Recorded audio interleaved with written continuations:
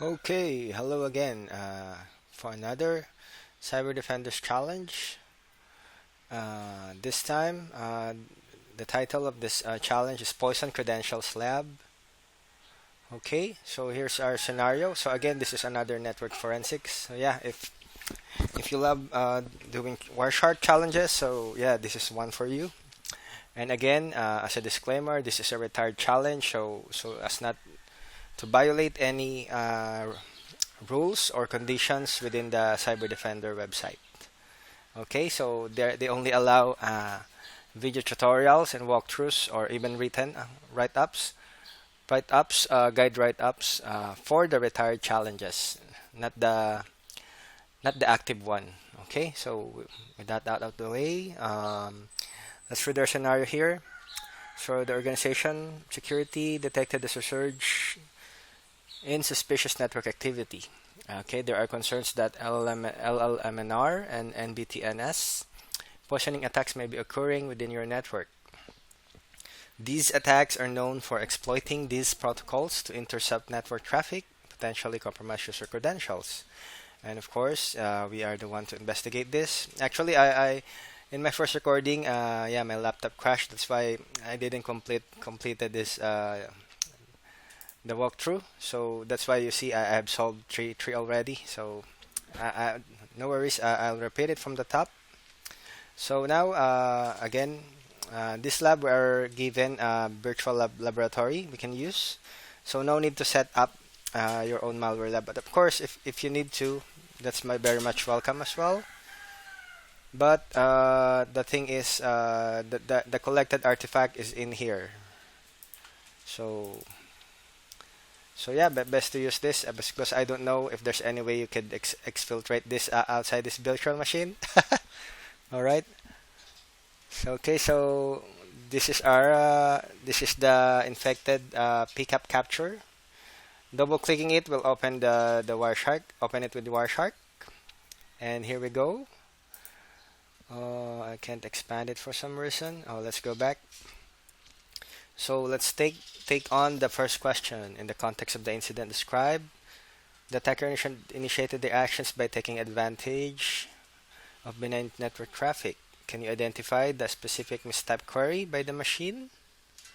Right, so we are given the IP address, right? So we could filter it using IP.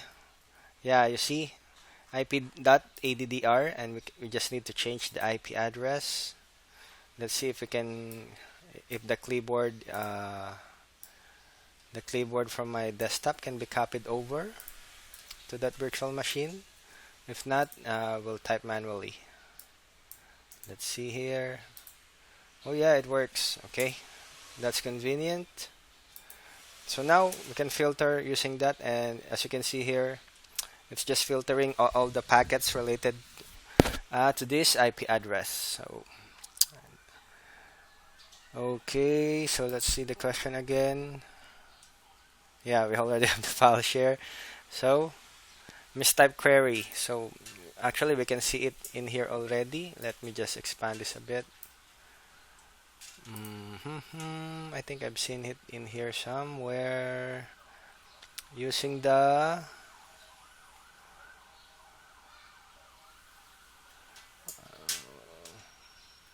TCP, yeah, name query using the NBNS protocol. See here, NetBIOS name service, file share. Okay, so that's how we found that the answer to the first question. And moving on to the next one, we are investigating a network security incident. To conduct a thorough investigation, we need to determine the IP address of the rogue machine. Okay, so for this one, what you can do here is go to statistics, and we can click on the endpoints. So here, uh, it will show you all the involved entities. In this case, IP addresses, either IPv4, IPv6, and so forth. Yeah. So interested in the IPv4. So we have here 4 endpoints involved. Of course, for the 224, usually it's not endpoint IP. So we were just interested in the 192.168 IP addresses. So again, it's just four choices here. So actually, we can deduce just a minute. All right. Yeah. So here we just have actually five options. Oh yeah, we need to filter. Oh, my filter is gone. So again, we're answering the second question, right? But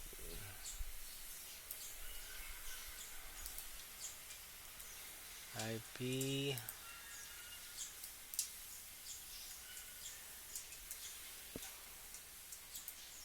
Okay, so what we can do here, as I mentioned earlier,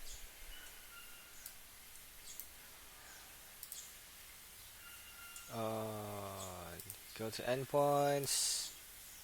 Yeah, we just actually have five choices, but of course excluding this one. So actually, the answer here is this one. So the correct answer is the fourth address here that has 192.168.232.215. Okay, so actually that's how we find it. But of course, IP address the rogue machine. So of course, if you want to inspect the traffic for this, why is it a rogue machine? Let's see what it's trying to do.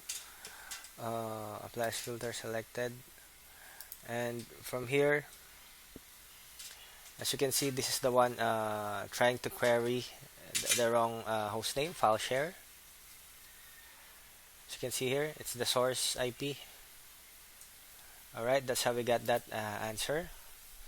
The third one, as part of our investigation, identifying all affected machines is essential. What IP address that received the poison responses from the rogue machine? Okay, we already filtered that rogue machine. What is the second machine? Of course, this is the first machine that received the rogue responses, poison responses from the rogue machine. So, the first machine is the 162. The second machine, yeah, as you can see here, is the .176. So that's how we get that third question as well. Alright. Alright, now we are on to the fourth question. So this one, we suspect the user accounts may have been compromised. To assess this, we must determine the username associated with the compromised account. So what is the username of the account that the attacker compromised? So yeah, we are filtering here the rogue entity. So what we can do here, we could actually follow the TCP stream from this rogue machine. Follow, it's actually UDP. Okay, let's try here. Find next. There's no more. So I think we've filtered the last stream. File share 15. So yeah, we're inspecting now all the streams. Okay, there's nothing there. Partial local.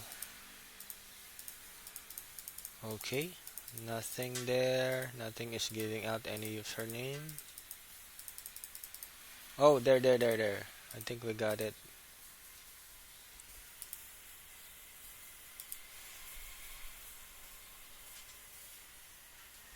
Envelope.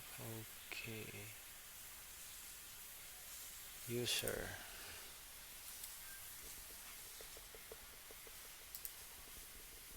Printer that local. There's nothing there. Okay, we're not seeing any username here. Okay. Maybe let's filter it back. IP.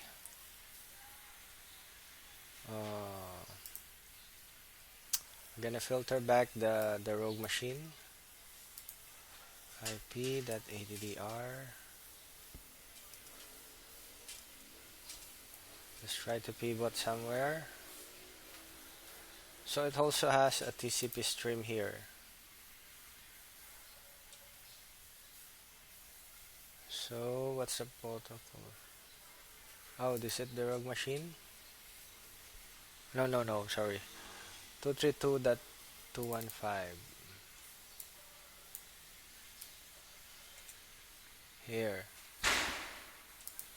So NBNS, how about the LLM and LMNR?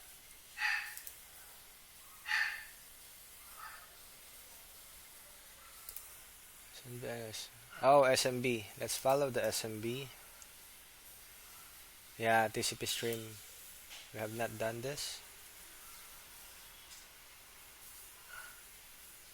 This will show us some username. Cybercactus.local accounting PC.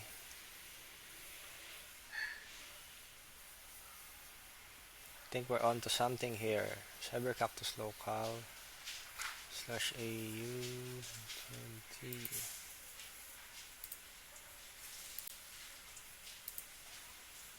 There's nothing here. Okay. Cybercactus.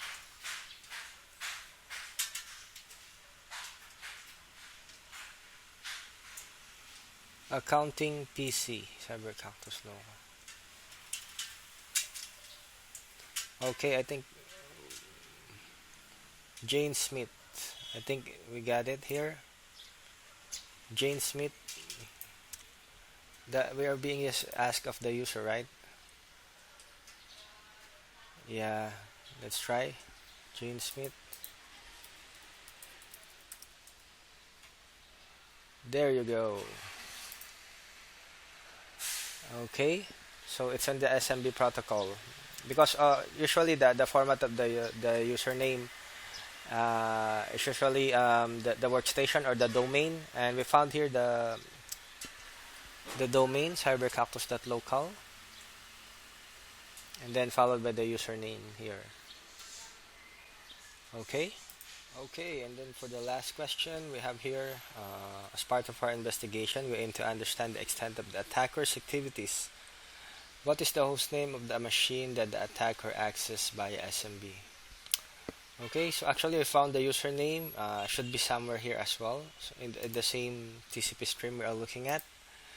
We found here Jane Smith, right? So I think just preceding it is the workstation, and this should be is CyberCactus, yeah, accounting PC.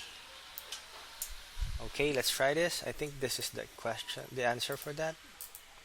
Accounting. There you go. Alright. So yeah, thank you very much and hope you learned something and see you on the next challenge.